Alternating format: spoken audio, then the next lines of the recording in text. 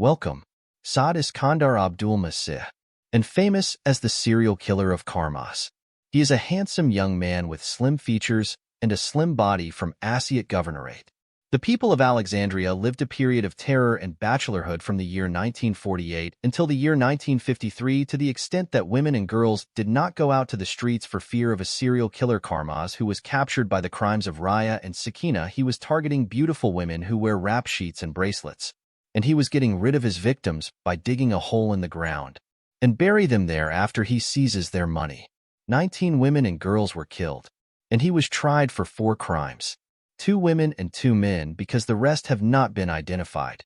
Saad Iskandar used to work with his brother in a spinning and weaving factory, and the factory belonged to his big brother. His first victim was a secret woman he met, and a love affair arose between them. The woman drove in it and spent all her money on him, and she had an extra amount of money carrying it in a place, and unfortunately, she told him about it, and in one night they were staying up together, so he decided to betray her and seize the rest of her money. He surprised her from behind and stabbed her fatally. That ended her life, and stole her money and fled to Alexandria. Saad arrived in Alexandria and settled in Karmouz neighborhood and rented a small store for cotton and textile spinning. And this warehouse was turned into a cemetery where the bodies of its victims are buried among the girls who he deluded with love. Saad took advantage of his handsomeness, and with a wink of an eye he was falling his victims in love with him. The police noticed the girls disappearing at a rate of 1 every 4 or 5 days without families. Or did anyone know whether the one who disappears is alive or dead? Terror spread throughout Karmouz, and in the month of September 1948, Saad was spending a night with a girl named Fatima in the neighborhood of Gabriel, and he always went to her house and frequented her.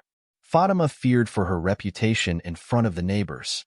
She claimed that Saad was her brother, and Saad knew from Fatima that the house next to her lived in an old lady in her 90s named Bamba, who lives alone, and her condition is available. And one night, instead of Saad entering Fatima's house, he entered the house of Lady Bambi, knocked on the door. The good lady opened in good faith, and she thought that one of her sons came to check on her.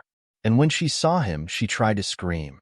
So he muffled her voice with his hand and pulled her inside the apartment and hit her on the head with a cleaver. Madame Bamba screamed loudly, and he finished her with another blow. The serial killer seized her money. As he was leaving the apartment, he was surprised by her neighbor, who lives on the ground floor. "You are coming out to see what is this sound of the scream?" She saw him and asked him about Miss Bamba. He told her, "You are praying here, you go in," and as soon as I gave him her back, he fell on her head with a cleaver, so she fell to the ground drowning in her blood, and the killer escaped without anyone seeing him. Fortunately, the neighbor of Miss Bamba was injured and did not die, because he was in a hurry, so he hit her quickly without making sure that she died. When one of her children came home, he discovered that his mother had been injured. She was transferred to the hospital and treated, and she told all that she saw to the policeman and said that the killer is a young man she saw before while he was inside Fatima's house, and that he is her cat brother. The police arrested Fatima's real brother, and he was shown to the neighbor of Miss Bamba to get to know him. But she said, "This is not the killer that I saw in Miss Bamba's apartment." The cops went to arrest Fatima, and she confessed the young man who frequented her. His name is Saad Iskandar, the cotton merchant. After that, the police arrested Saad inside the cotton warehouse. Saad al-Safa hired a clever lawyer to defend him. The lawyer took advantage of the contradiction in the statements of the neighbor of the 6 Bamba, released the prosecution on bail on the case. Temporary release. But then Saad disappeared for 2 years, and he came back again to practice the hobby of killing. In October 1951, Saad rented a store on the Mahmoudiya Canal to work in the craft of spinning and weaving. And one day he was passing in front of the store or factory of this serial killer, a poor merchant who was spinning in a wooden cart with cloth coffins on it to sell them. Saad called him under the pretext that he has yarn and wants to sell them. The victim entered and was safe inside the barn and sat on a chair and bent down to see the strings. The serial killer Saad took advantage of the merchant's bend forward and hit him with a cleaver on his neck. The head was separated from the body and rolled on the ground.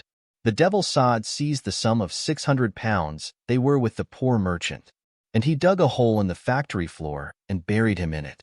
A few months later, in November 1951, his last victim was a grain dealer. He managed to escape from Saad with a deep wound and left the factory, but Saad the killer followed him, grabbed him, and finished with him. By coincidence, there was one of the workers riding on a transport vehicle passing in front of the factory, and he saw Saad finishing the grain dealer.